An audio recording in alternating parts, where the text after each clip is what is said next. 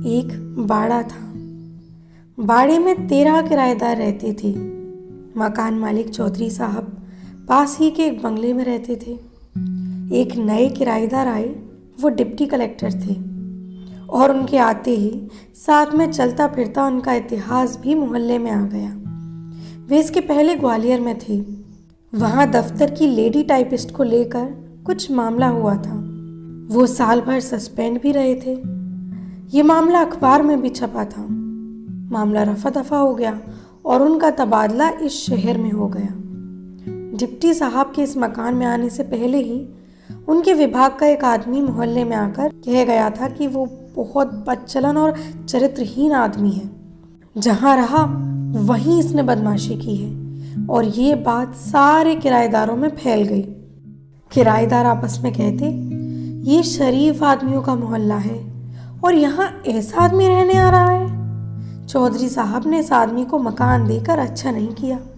कोई कहता, बहू बेटियां सबके घर में है, यहाँ ऐसा दुराचारी आदमी रहने आ रहा है। भला शरीफ लोग यहाँ कैसे रहेंगे?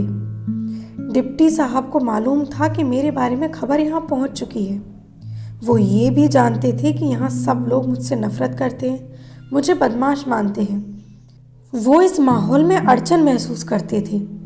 वो हीनता की भावना से ग्रस्त होते जा रहे थे। नीचा सर किए आते जाते थे। किसी से उनकी दुआ सलाम ना होती थी।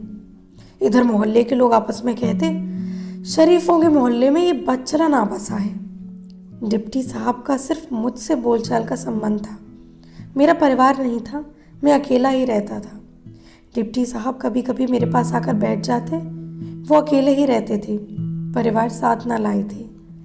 एक दिन उन्होंने मुझसे कहा, ये जो मिस्टर दास है ना, ये रेलवे के दूसरे पुल के पास एक औरत के पास जाते हैं। बहुत बदचलन औरत है।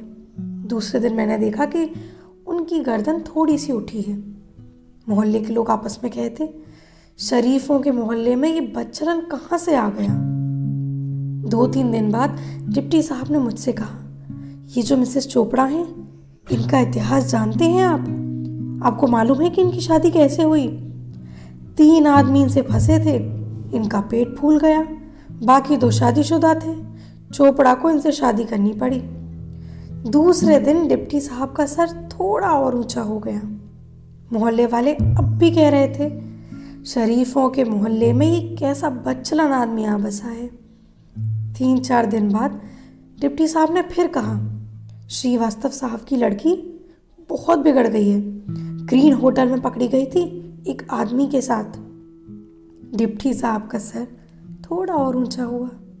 मोहल्ले वाले अब भी कह रहे थे, शरीफों के मोहल्ले में ये कहाँ का बदचलन आ गया है।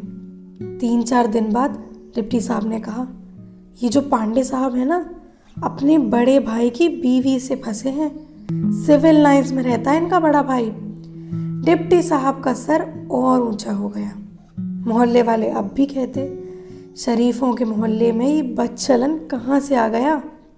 डिप्टी साहब ने मोहल्ले में लगभग हर एक के बारे में कुछ पता लगा लिया था। मैं नहीं कह सकता कि ये सब सच था या उनका गढ़ा हुआ। आदमी वो उस्ताद थे, ऊंचे कलाकार। हर बार जब वो किसी की बदचलनी की खबर देते तो उनका सर थोड़ा और ऊंचा हो जाता। अब डिप्टी साहब का सर पूरा तन गया था। चाल में अकड़ आ गई थी। लोगों से दुआ सलाम भी होने लगी थी और कुछ बातें भी कर लेते थे। एक दिन मैंने उनसे कहा, बीवी बच्चों को ले आइए ना, अकेले तो आपको तकलीफ होती होगी। डिप्टी साहब ने कहा, अरे साहब, शरीफों के मोहल्ले में मकान मिले तभी तो लाऊंगा ना बीवी बच्चों को।